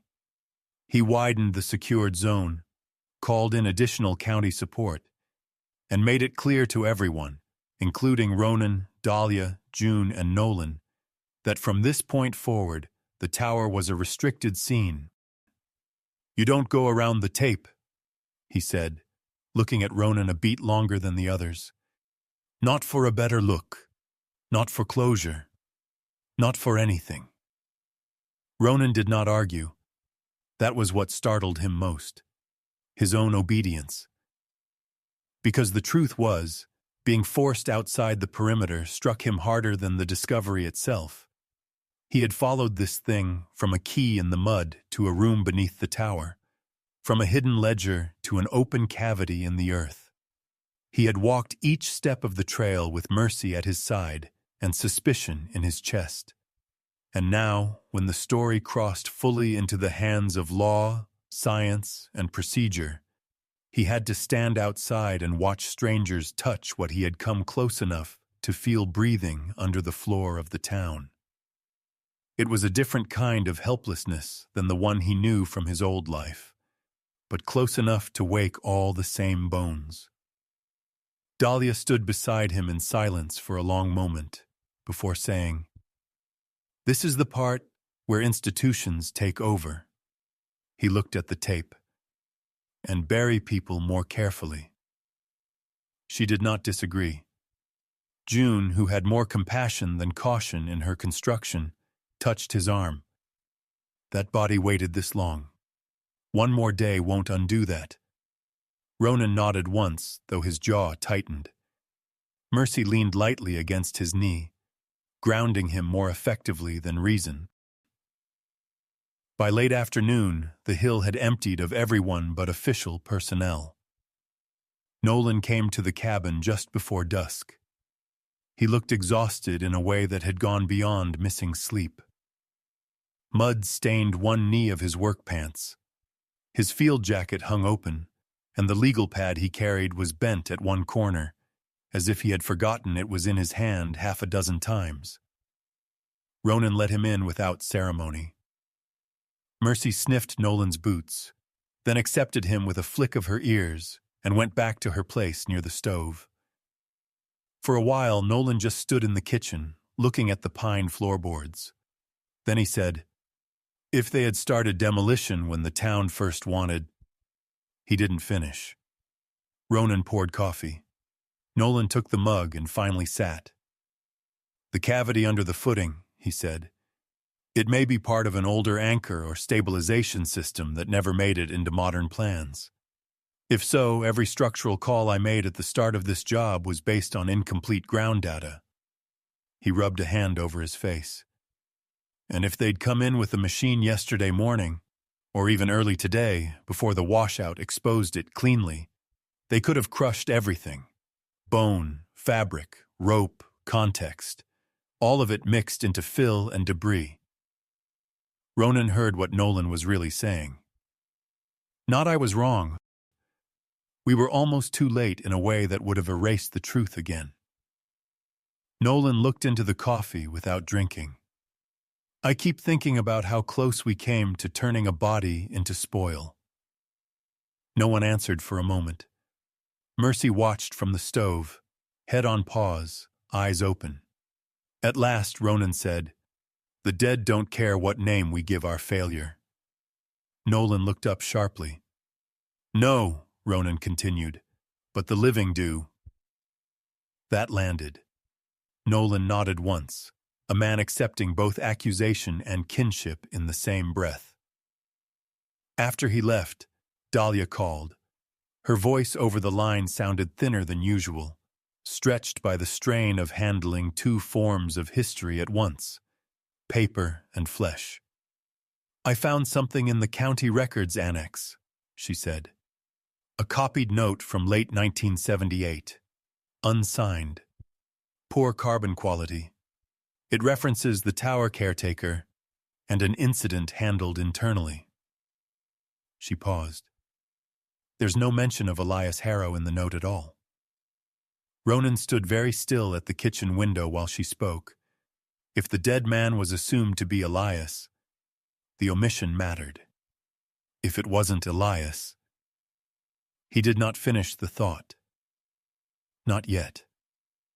Night settled fully by the time Celia Harrow came to the cabin. She stood on the porch under the weak yellow lamp, coat unbuttoned despite the chill, as if she had walked there without noticing weather at all. Without the public posture, she looked suddenly smaller, not physically, but historically, like a woman diminished by the number of years she had spent bracing against one unanswered room in her life. Ronan opened the door. She did not ask to come in until after he stepped back. Mercy watched her closely, then moved aside. Celia sat at the kitchen table, where Boyd and Nolan had sat before her, and somehow that made the room feel like a tribunal no one had asked for and no one could leave acquitted. "I don't know whose remains they found," she said before anything else. "I need you to hear that from me." Ronan stayed standing for a while. then took the chair opposite her. She folded and unfolded her hands once. "I suspected for years," she said. "Not clearly, not bravely, just the way you suspect a sound in a wall and spend your life pretending it's pipes." Her eyes lifted to his. "I did not believe my brother died in the lake. Not entirely. But I also could not bear to follow that thought on all the way to wherever it led." She swallowed. "The demolition project." She gave the faintest shake of her head. "It was never only about development. I told myself if the tower was gone, the listening would stop. The waiting would stop. I could grow old without that hill standing over the town like an unfinished sentence." Ronan did not offer comfort. He did offer attention, which was sometimes the harsher thing. Celia went on more quietly. "I didn't do it to win. I did it because I was tired of hearing what silence sounds like after 48 years. That was the truest thing she had given him yet, and because it was true, he could not hate her cleanly. There were people, he realized, who did not protect lies because they were cruel. They protected them because they had lived beside them so long that silence became architecture. Remove it, and they feared they would collapse with the house. He did not forgive her. But he understood her enough to feel the bitterness of that understanding. When she rose to leave, Mercy followed her only with her eyes. Ronan stood on the porch after the door closed, listening to Celia's footsteps fade into the dark. Inside, the cabin held the quiet of withheld conclusions. Then, deep into the night, the phone rang. Ronan snatched it up before the second ring woke the whole house.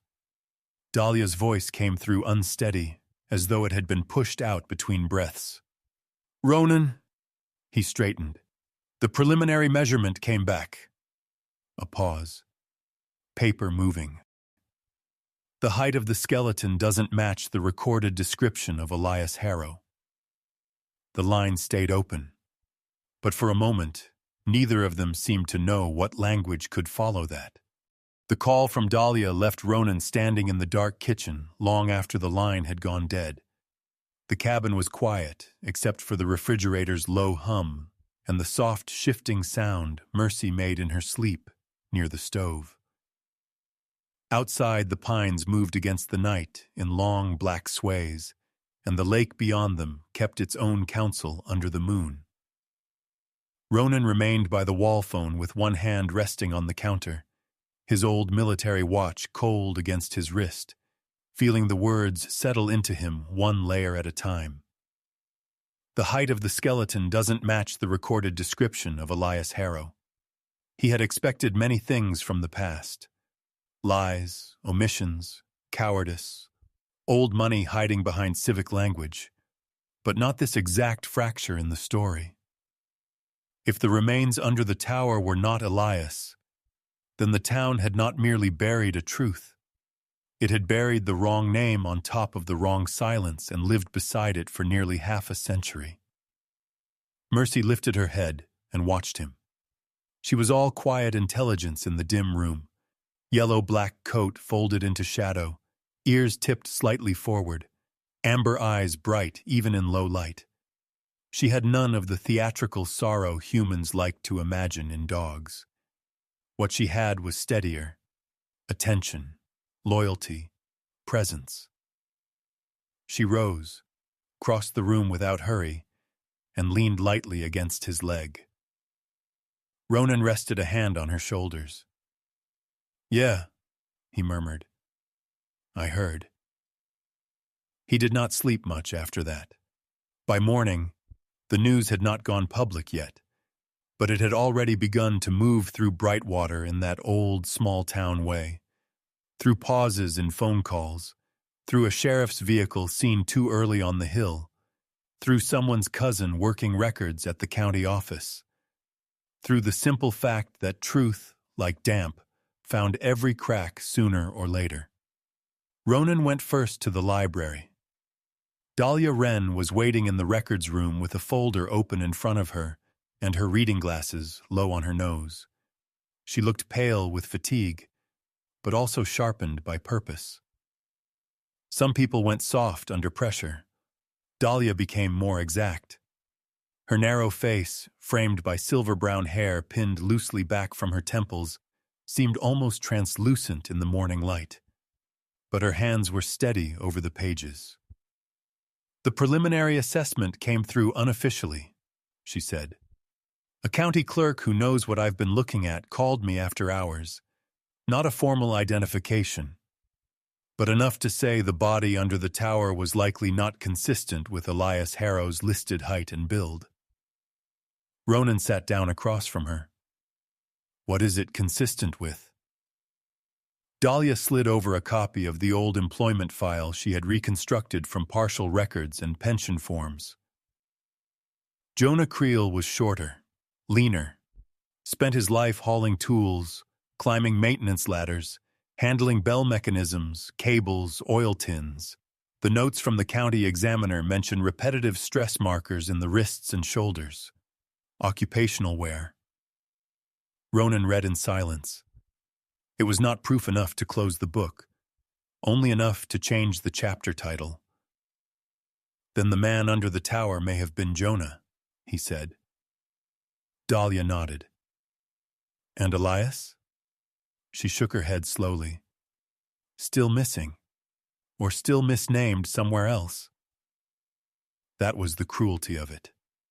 One truth clarified, another widened. There was a knock on the open records room door.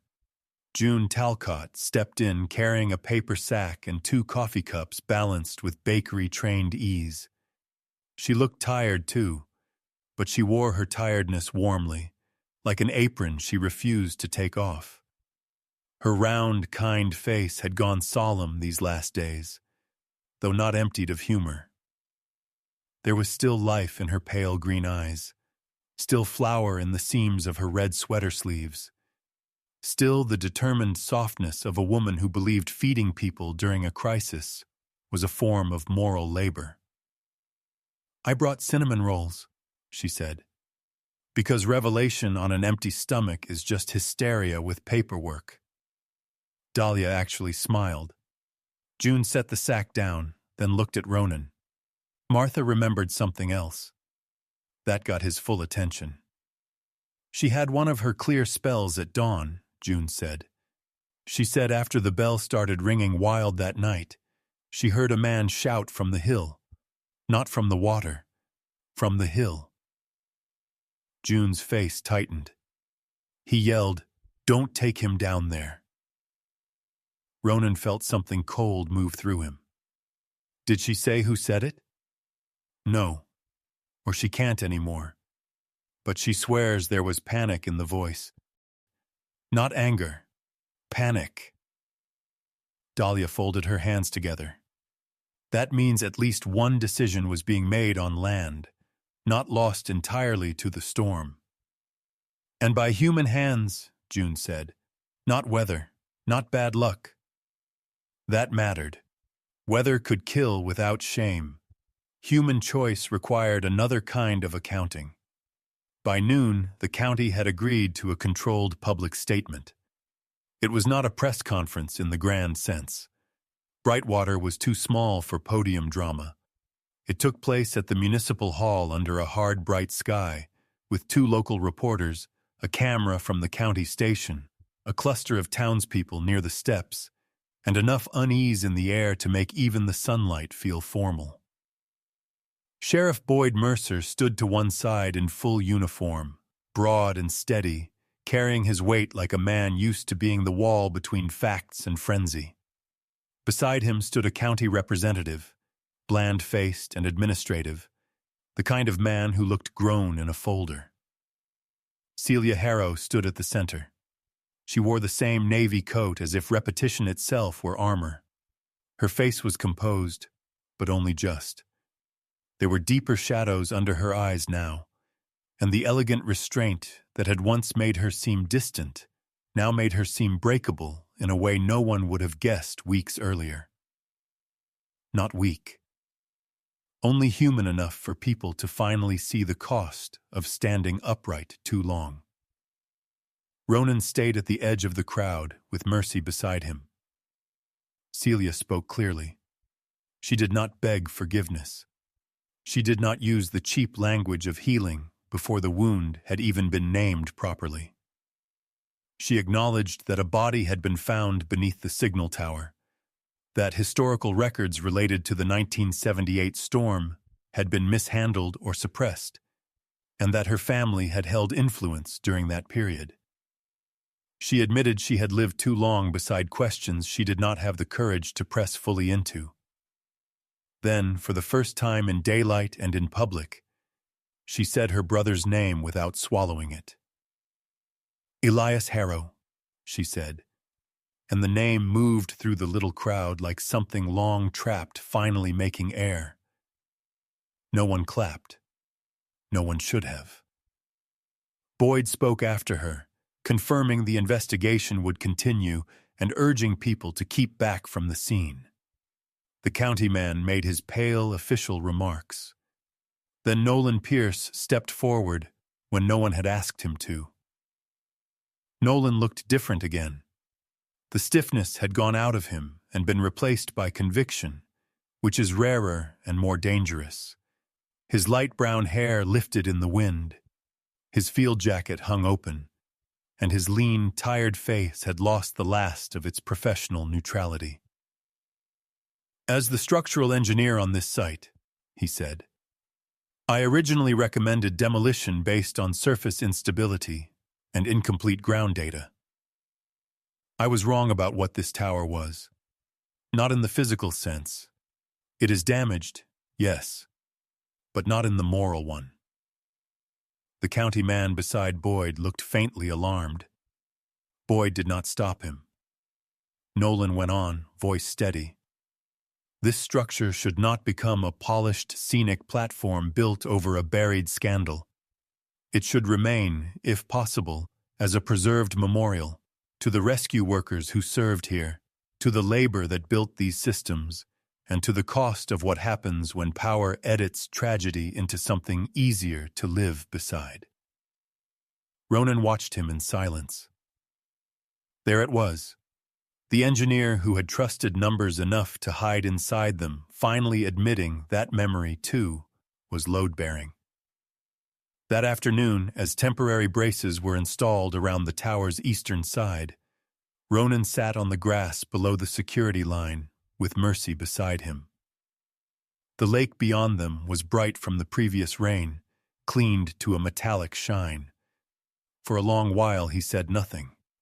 Then, with no witness but the dog and the water, he spoke the name he had not said aloud in years. It came rough at first, as if the syllables had rusted shut. The civilian from the rescue boat. The man he had left behind in the compartment because the plan had drawn one line and the dog had drawn another. Mercy lifted her head and placed it against his knee. She did not understand the language. She did not need to. Sometimes the holiest thing in the world was simply a living creature staying put while a human being finally opened the locked room inside himself. Ronan let his hand rest between her ears. He did not feel absolved, but for the first time, he did not feel alone inside the memory either. In the days that followed, the shape of the town shifted, not dramatically. Brightwater did not erupt. It adjusted, which in a small northern place was the more honest form of upheaval. People lowered their voices near the bakery. Cars slowed near the Tower Road. Flowers began appearing at the temporary fence. First one bundle, then two, then a coffee can filled with wild asters left by someone who had not signed a card. Dahlia kept digging through records and creating new ones at the same time. She started a clean archive binder labeled Brightwater Signal Tower Investigation in neat dark ink, as if the act of naming the file properly might help prevent the future from making the same cowardice look administrative. June made soup and sandwiches for the county workers stationed near the site. Martha Bell, during another rare lucid spell, repeated her remembered line about the hill, "Don't take him down there," and this time the sheriff's office logged it formally. Celia stopped hiding from the sight of the tower. She did not go near it often, but when she did, she stood with her coat pulled close and looked at it, as one might look at an old family grave finally bearing the right name. No one knew yet what had happened to Elias. That absence remained. But another thing no longer did: denial. A few weeks later, when the site had been stabilized and the county had allowed limited supervised access, the town held a small ceremony at Brightwater Point. Not a reopening, not a celebration, nothing so indecently complete. Just a bell ringing. The old signal bell had been cleaned, inspected, and rigged safely enough for one ceremonial sounding. The tone it produced now was lower than it had once been, roughened by age and weather, carrying a grain in it like a human voice after a long illness. Yet the sound traveled beautifully over the lake. People gathered in coats and scarves beneath a pale autumn sky. June cried first, and without embarrassment. Dahlia stood holding the new archive binder close to her chest. Boyd removed his hat. Nolan looked up at the tower not as a problem to solve, but as a thing worth listening to. Celia stood slightly apart from the others, a small bundle of late-season wildflowers in her hands. When the bell finished its one long note, she walked to the base of the memorial sign the town had agreed to place there and laid the flowers beneath the engraved name: Caretaker. Signalman. Forgotten too long. No one spoke over that moment. No one offered forgiveness on behalf of the dead. But no one buried him again either. Ronan stood with Mercy at his side, the dog's coat bright against his worn olive-gray shirt and weathered brown combat pants. His square jaw was set, but not shut. His gray-blue eyes watched the sign, the bell, the people who had come, the woman laying flowers for a brother not yet found, and a man her town had erased. The wind moved over the lake and brought the bell's fading tone back in fragments. There were bells that rang to call rescue boats, and there were bells that rang only to remind the living that what had been forgotten was still waiting to be named correctly. This one did both. On another morning, clearer still, Ronan walked the shoreline trail with Mercy as the lake folded light into thin silver scales. The tower above Brightwater Point had been shored up temporarily now, its damaged side braced, its future undecided in the practical sense but reclaimed in the moral one. It no longer looked abandoned. It looked watched. Mercy stopped once as they passed below the rise. She did not bark. She did not pull. She only turned her head and looked up at the tower for a single long second. Ronan followed her gaze. Then he nodded, not to the structure alone, but to everything that had passed through it and under it and refused, finally, to stay erased.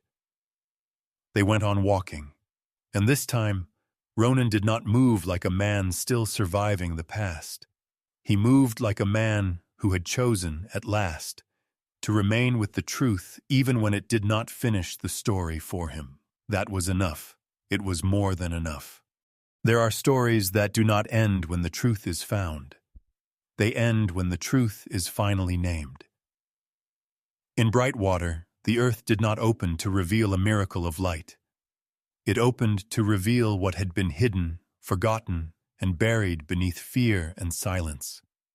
And yet, in that moment, something sacred still happened. Not because the past was erased, but because it was faced. Sometimes we wait for miracles to look like rescue, like storms stopping, like lives saved. like pain undone. But often, the quiet miracles God gives us are different. They come as courage when we feel too tired to speak. They come as truth when lies have become comfortable. They come as a faithful presence, like a dog who refuses to leave your side, like a memory that won't fade until it is honored. Mercy did not speak. She did not explain. But she listened, she stayed, and she led Ronan back to what he had been avoiding. And maybe that is what grace looks like in our lives too. Not loud, not dramatic, but patient and persistent, guiding us back to the places we need to heal. God does not always remove the past, but He gives us the strength to stand inside it without turning away. In our everyday lives, we all carry something unspoken, a regret, a mistake, a moment we wish we could change. We tell ourselves it is easier to move on, to stay silent, to let time bury it. But silence does not heal. Truth does. And when we choose to face it, even quietly, even imperfectly, something begins to change. Not all at once, not completely, but enough to let light in. If this story touched you, take a moment today to be honest with something in your own life. Speak a truth you've been avoiding. Forgive someone you've held in silence. Or simply sit still and listen, the way Mercy did, for what your heart has been trying to tell you. Share this story with someone who might need it. Leave a comment and tell us what truth you've learned to face. And if you believe in stories of courage, redemption, and quiet miracles, subscribe to the channel so you don't miss the next journey. May God bless you, guide you, and give you the strength to face what needs to be faced, and the peace to carry what cannot be changed.